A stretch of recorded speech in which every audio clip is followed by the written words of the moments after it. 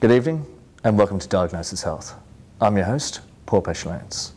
On tonight's episode, we talk with Dr. Catherine Itsiopoulos from La Trobe University's Department of Dietetics. Catherine, welcome to Diagnosis Health. Thank you, very pleased to be here. Now, your area of expertise is the whole diet area of being dietetics in general. Could you please explain to us how diet forms an integral part of a healthy lifestyle?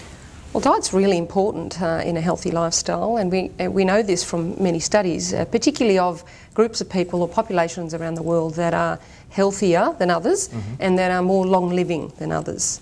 So lots of studies have shown that diet plays an important role in prolonging life and preventing early death from diseases such as diabetes and heart disease. Now, what sort of diets are there? We hear about this Atkins diet, the low-carb diet, those sorts of things, but you know, what really is diet? Well, a lot of those diets are fad diets, so they're very extreme, and they're not the sort of diets that populations have followed through the years. So they've been designed, they're designer diets for short-term fixes. So they're not sustainable and not long-term and not fitting with a healthy lifestyle and not sustainable over the long term because they're too restrictive.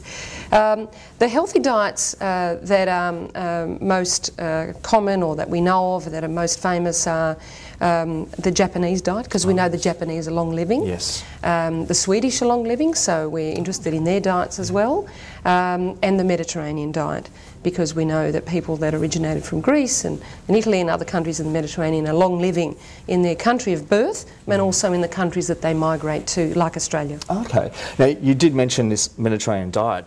Now, what actually is the Mediterranean diet? Because I've heard it now, you know, being thrown around here and there and stuff. And actually, does it actually work? That's the other thing. Well, that's a very good question, because there are lots of different Mediterranean diets, as many as there are different Mediterranean countries. So 30 plus different countries surround the Mediterranean diets, the Mediterranean Sea, so each of those has a diet of its own.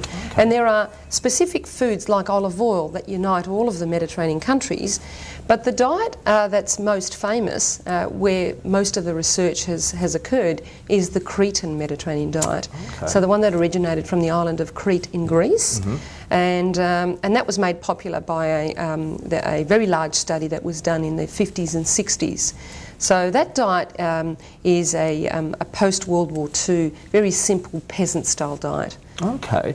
Now, in terms of peasant style, what do you actually mean by peasant style? Well, it's simple and it's plant-based, so predominantly leafy vegetables, tomatoes, so foods from the land, plant foods. Olives are important, olive oil as the main added fat, with small quantities of meat, mainly in festive seasons, or Christmas and Easter, and fish. Fish particularly for the populations that live around the Mediterranean Sea.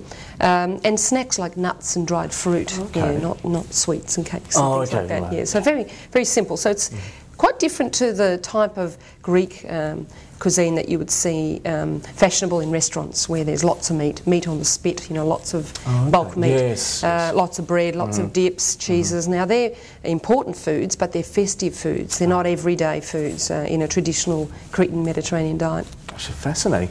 Now, I'm interested in improving my health, in terms of, like most of us are. Could you perhaps give us 3 dietary tips that that someone like myself who goes out, who's busy filming, schedule, like to socialise and things like that, but is there any sort of way that we could, as a person like myself, improve my health through diet? Sure, absolutely, and I guess the important thing is, what can you do in a busy lifestyle? And oftentimes people feel that they can't prepare some of the more complex meals, the casseroles, and the first thing is to adopt some key principles of a Mediterranean style diet or a cuisine. So when you're cooking, use olive oil in your cooking and on your salads. Make sure you eat more vegetables. So try and have salad and vegetables with your lunch and with your dinner. So, so look for meals that incorporate vegetables. Try and incorporate legumes at least a couple of times a week, and that can be, you know, from a tin. Could be So very simple. What are actually legumes? Oh, dried beans, dried pulses. Yes, yeah. So 3-bean mix in a salad. Yes. A little bit of fish, tuna. So that's a very simple, quick meal. That's fitting with a Mediterranean style of eating. Very healthy, and it can be prepared in minutes. It can be prepared at work. So very simple steps, and I guess the other important thing is also try and make time for enjoying your food with people. That socialising and eating with people is very important. Slow eating when there is the opportunity in the evenings or on weekends is a very important part of the Mediterranean lifestyle, so that you're eating slowly, you're allowing your brain time to register that you're full, you're not overeating, you're not eating in a hurry, which causes digestive problems and causes you to overeat, in fact. So take time out, eat with people, eat around a table, and then keep an active mind and body. So the Mediterranean people would be working in their gardens, being outside in the sunshine, important for vitamin D, and also exercising wherever possible. And that could be formal exercise or incidental, like Greek dancing, for argument's sake. Done a bit of that in my time. Catherine, thank you very much for coming on Diagnosis You're very Health. welcome. I'm pleased to be here. Well, that's all we've got time for on tonight's episode of Diagnosis Health. Hope you enjoyed tonight's show. I'm your host, Paul Pashayans.